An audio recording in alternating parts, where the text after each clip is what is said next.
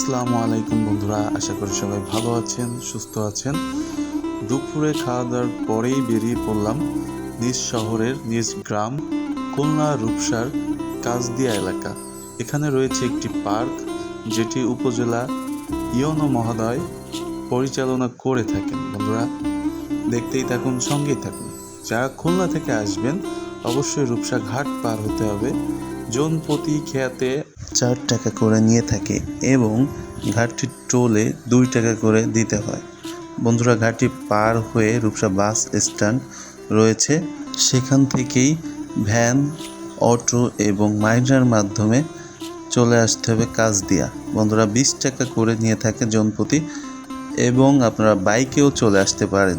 বন্ধুরা বাইকে 100 টাকা নিয়ে থাকবে। বন্ধুরা দেখতে পাচ্ছেন কাজদিয়া কলেজ পার হয়েই কিছু দূর সামনে গিয়েই পার্কের আগেই এমন দৃশ্য দেখতে পাবেন।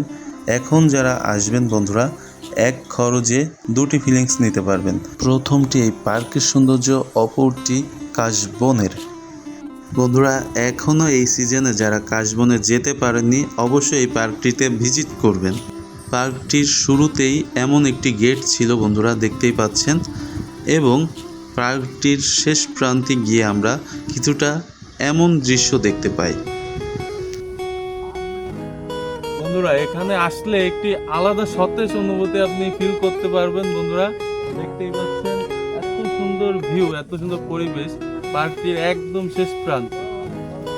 বন্ধুরা ঘরে না বসে চলে আসুন, এখনই চলে আসুন। বন্ধুরা পার্কটিতে বেশ ভিড় ছিল, যে কারণে সব প্লেস আপনাদেরকে দেখাতে পারছি না।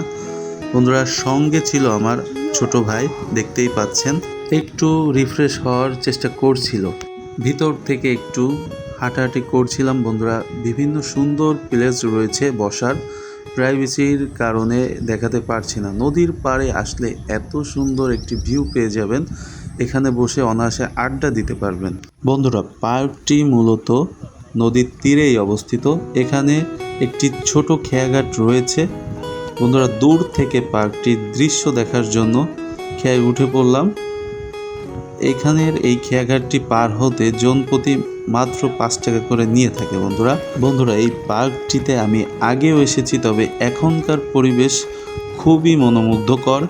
আমি যখন আগে এসেছি তখন পার্কটি কাজ চলছিল। বন্ধুরা অবশ্যই পার্কটিতে ভিজিট করবেন, একটি অন্যরকম ফিলিংস পাবেন। খুলনা থেকে যারা আসবেন আমার মনে হয় আপ ডাউনে জন প্রতি এইবারে যে 100 টাকা সর্বোচ্চ খরচ হতে পারে। একটা আলাদা অনুভূতি, না ঘুরতে আসলে বুঝতে পারবেন না। বন্ধুরা আজকের মতো এই পর্যন্ত। সবাই ভালো থাকবেন, সুস্থ থাকবেন। আল্লাহ হাফেজ।